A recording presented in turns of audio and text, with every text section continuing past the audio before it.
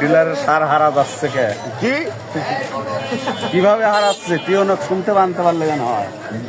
বকাতে পারার হ্যাঁ ডিলারের ছাড় হারা যাচ্ছে? হ্যাঁ না 10 কেজি 5 কেজি এইভাবে ঝাড়তে হবে তো। হ্যাঁ এইভাবে তো ঝাড়তে হবে। আপনি তো মিথ্যা করছেন না, সত্যি কথা করছেন। সত্যি কথা, আপনি এখানে থাকেন, আমি যাচ্ছি 10 কেজি বেশি দিবি। তা 1.5 বিঘি পাট আমার দিচ্ছে 10 কেজি। 10 কেজি? লাইট বোঝা আরে আল্লাহ রে, আসলে দেশটা দুর্নীতি আর গরিবের উপরে শোষণ অত্যাচার এগুলা সবসময় থাকেই।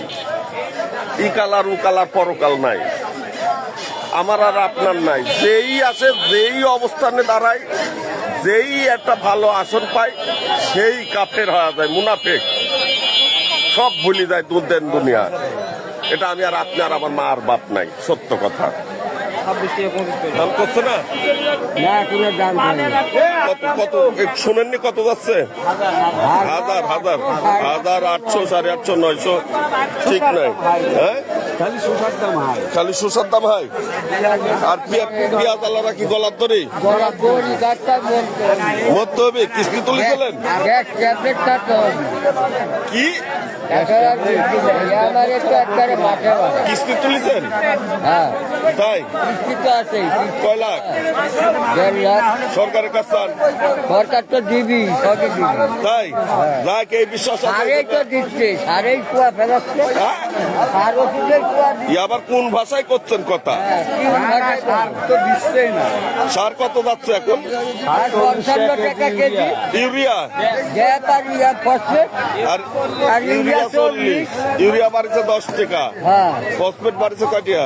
15 টাকা 15-20 টাকা বাড়িছে। টাকা। তাহলে একবার পুরাই চুদলিং পং মরা বাস। আপনি নিয়েছেন 4 টাকা? কোনটা আপনি নিয়েছেন? তারাপুর মেদ্দাপাড়া। কতটুকু লাগাইছেন? কতটুকু লাগাইছেন? 10 টাকা। তাতে সারের বারের দাম দিয়া কি শাক বেশি উঠবে? সারের দাম বেশি, ওষুধের দাম বেশি। তাই তাহলে কষ্টই বৃথা। তেলা রাখা তো আর যাচ্ছে না। এটা ছাড়া তো আমাদের এখনো পথ নাই। পথ নাই, ঠিকই ঠিক। কি কিনতে আসছেন তাই কোন? ভাই আমি সবজি বেচতেছি। কি সবজি বেচলেন? পটল আর হচ্ছে আপনার 60 টাকা। সাইজনি এখন করছেন নাইজনি কন? হ্যাঁ সাইজনি নাই, নাইজনি। ভবিষ্যৎ আমার আব্দুলপুর বড় সাইজনির হাট হবে কিন্তু, জানেন? অবশ্যই। তো কত বেচলেন নাইজনি? নাইজনি বেচলেন 100 টাকা কেজি, আর পটল বেচলেন 42 টাকা কেজি। তাই কটটুক লাগাইছেন পটল? 10 টাকা। 10 কাটা ভালো হয়েছে? হ্যাঁ আলহামদুলিল্লাহ। সারের দাম দেওয়া কি হবি? এই যাই হোক, যাই হোক, কিন্তু সারের দাম খুব বেশি, বুঝলেন? আমরা এই জন্য কত টাকা সরকারের যে সারের দাম বেশি, আমরা বাঁচতেছি না কৃষক? সরকার কোনো উদ্যোগে কৃষক না বাঁচলে দেশ বাঁচবে না, এটা তো বলতে হবে। যে আমরা কৃষক যদি না বাঁচি তো দেশ বাঁচবে না। তাহলে আমাদেরকে বাঁচান, দেশ বাঁচান। হ্যাঁ অবশ্যই। তাই না ভাই? কৃষক না বাঁচলে দেশ বাঁচবি? তাহলে কৃষক বাঁচান, দেশ বাঁচান, সারের দাম কমান। হ্যাঁ নাকি? সারের দাম কমান, তেলের দাম কমান, আমরা পাওয়া যাচ্ছে না। পাওয়াই যাচ্ছে না। পাওয়াই যাচ্ছে না। 10-15 টাকা কেজিতে ডিফারেন্স। সিন্ডিকেট, পুরো সিন্ডিকেট। দেশটা সিন্ডিকেটে খায় নিলি। এইরকম ভাবে এই যে তেলের দাম যেরকম ভাবে বাড়াইছে, এইভাবে দেখবেন ঠিক 15-20 টাকা ধাপ করে প্রতিটা সারের দাম বাড়া দিছে। এটাও একটা সিন্ডিকেট। এই জন্য তো তেল ছাড় দিতে হয়। তেলে যেরকম একটা মকরা করলি না, করে তেল করতে আসলি, তেল তো ওই যে জয়যাত্রা আসেনি বাংলাদেশে, তাহলে তেল কিভাবে আসলো? ছাড় দিতে না, হুট করে ছাড় দাম বাড়ায়। তেলটা কিভাবে আসলো হুক করি? এই যে মনে ঘেঁচা দিয়া 20-25 টাকা বাড়া দিল, সারও একই কাম করবে। আমাদেরকে পিসি মারতেছে পাটার মরিচের মতো। পেঁয়াজ 1000 টাকা আছে ভাই। আর এই যে তোরই 35। লাল শাক, লাল শাক 60 টাকা আটি। লাউ, লাউ 30 টাকা পিস। আপনি ভালো আছেন তো? ভালো আছে ভাই। কিছু বলবেন দেশের জন্য, দেশের জন্য আর কি করবো? কৃষকের জন্য? কৃষকের জন্য গোয়া মারা 60 টাকা কেজি। না না সমস্যা কি? এক কেজি ইউরিয়া নিলে 60 টাকা 50 টাকা। তোর সরকার ভোট দেওয়া কি লাভ হয়েছে?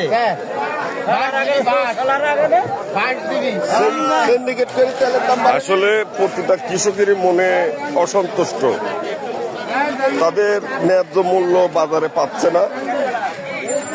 যে পরিশ্রম, কষ্ট এবং অর্থ খরচ করে যে ফসলটা মায়ের গর্ভে টেনে এনে আমাদের মুখ পর্যন্ত আনা হয়, সেই জিনিসটা আসলে অনেক তৈরি করতে অনেক একটি সন্তান মানুষ করার মতো কিন্তু একটি ফসল মানুষ করা হতে পারে 3 মাসের, হতে পারে 5 মাসের, তাও তো মাসের। ঠিক আছে, নিজের ছেলে মেয়েকে একবেলা না খেতে দিয়েও কিংবা একটা চাহিদার জিনিস না দিয়েও থাকা যায়, কিংবা বলা যায় যে মা বাবা ছেলে বাপ তুই পরে নে। কিন্তু যখন কৃষকের খেতে সার কীটনাশক দরকার হয়, পরে শোনে না, সাথে সাথে দরকার। সেটা যে কোনো ভাবে, যে কোনো প্রয়োজন, আর এক জমি নলে ওই রানিং আবাদি কটে থুয়া হলে ওই সার নিয়েছি কিন্তু প্রয়োগ করতে হয়, কীটনাশক প্রয়োগ করতে হয়। তাহলে কিন্তু একটা সন্তানের থেকে বেশি মায়া মহব্বত লাগে এটা আবাদ তৈরি করতে। তা আসলে কৃষক সেভাবে দাম পাচ্ছে না, কষ্ট। হ্যাঁ, সরকারের দৃষ্টি আকর্ষণ করতেছি, এই সার সিন্ডিকেটকে ধ্বংস করে আপনি অবশ্যই আপনার যে বাংলাদেশের প্রতি দায়িত্ব, সে দায়িত্ব অবশ্যই পালন করবেন। শুদ্ধস্বয় আপনার কাছে এই বিনত নিবেদন রইল। বাংলার কৃষকেরা খুব কষ্টে আছে, আপনি দেখবেন ভাই। বাংলার প্রধানমন্ত্রী তারেক জিয়া সাহেবকে বলতেছি, একটু দেখবেন কৃষকরা আসলে সিন্ডিকেটের মুখে। বাংলার কৃষক না বাঁচলে দেশ বাঁচবে না, দেশ না বাঁচলে কি হবে আর। আপনার প্রতি অনুরোধ রইল, এই কৃষকদের একটু দেখেন। আসলে যে কাঠ, সে কাঠ আসলে বলেন একটা সমাজে কিংবা একটা ওয়ার্ডে কয়টা ব্যক্তি কাঠ পাচ্ছে? 1টা 2টা 5টা 10টা, কিন্তু আসলে একটা ওয়ার্ডে 150 কৃষক আছে। যার 5 কাঠা জমি আছে, সেই হয়তো একটা সবজি আবাদ করেছে, একটা ফসল ফলানোর চেষ্টা করে, ফেলাইতে হয় না। কিন্তু 3 আবাদি 4 আবাদি এরকম ফসলের ক্ষেত্র আমাদের কিন্তু অজস্র আছে। তাহলে কিন্তু বছরের 1টি সেকেন্ডও আমাদের মাটি খালি থাকে না, এমন অনেক অনেক মাটি আছে। তাহলে কৃষকের বাঁচাতে হবে। সারের দাম আসলেই ব্যাপক সিন্ডিকেটে পড়ে গেছে, এটা নজরে দেন ভাইয়া। চলেন দেখা যাক বাকি সব বিস্তারিত, কোথায় কি মাছ এবং মাংসের কি অবস্থা সেটা দেখবো এবার। চলেন।